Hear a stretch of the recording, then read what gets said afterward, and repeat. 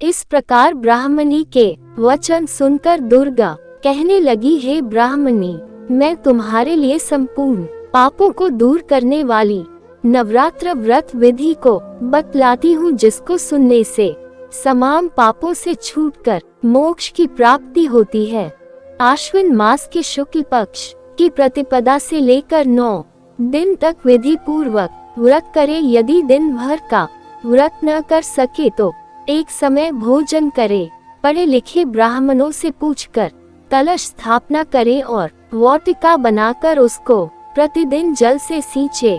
महाकाली, महालक्ष्मी और महासरस्वती इनकी मूर्तियां बनाकर उनकी नित्य विधि सहित पूजा करे और पुष्पों से विधि पूर्वक अर्घ्य दें।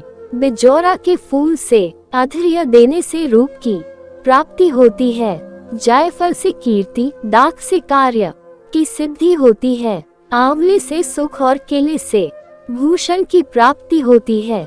इस प्रकार फलों से अर्घ्य देकर यथा विधि हवन करें। खांड, घी, गेहूं, शहद, जौ, तिल, विल्व, नारियल, दाख और कदम्ब इनसे हवन करें। गेहूं होम करने से लक्ष्मी की प्राप्ति होती है।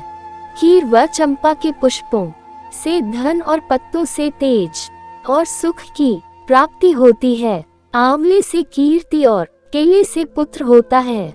कमल से राज सम्मान और दाखों से सुख संपत्ति की प्राप्ति होती है। खंड, घी, नारियल, जौ और तिल इनसे तथा फलों से होम करने से मनवांछित वस्तु की प्राप्ति होती है। व्रत करने वाला मनुष्य इस विधान से होम कर आचार्य को अत्यंत नम्रता से प्रणाम करे और व्रत की सिद्धि के लिए उसे दक्षिणा दे। इस महाव्रत को पहले बताई हुई विधि के अनुसार जो कोई करता है उसके सब मनोरथ सिद्ध हो जाते हैं। इसमें तनिक भी संशय नहीं है। इन 9 दिनों में जो कुछ दान आदि दिया जाता है उसका करोड़ों गुना मिलता है। इस नवरात्र के व्रत करने से ही अश्वमेध यज्ञ का फल मिलता है। हे ब्राह्मणी, इस संपूर्ण कामनाओं को पूर्ण करने वाले उत्तम व्रत को तीर्थ, मंदिर अथवा घर में ही विधि के अनुसार करें। ब्रह्मा जी बोले, हे बृहस्पति, इस प्रकार ब्राह्मणी को व्रत की विधि और फल बताकर देवी अंतर्ध्यान हो गई। जो मनुष्य या स्त्री इस व्रत को भक्ति पूर्वक करता है वह इस लोक में सुख पाकर अंत में दुर्लभ मोक्ष को प्राप्त होता है। हे बृहस्पति, यह दुर्लभ व्रत का महात्म्य मैंने तुम्हारे लिए बतलाया है। बृहस्पति जी कहने लगे, हे ब्राह्मण, आपने मुझ पर अति कृपा की जो अमृत के समान इस नवरात्र व्रत का महात्म्य सुनाया। हे प्रभु, आपके बिना और कौन इस महात्म्य को सुना सकता है।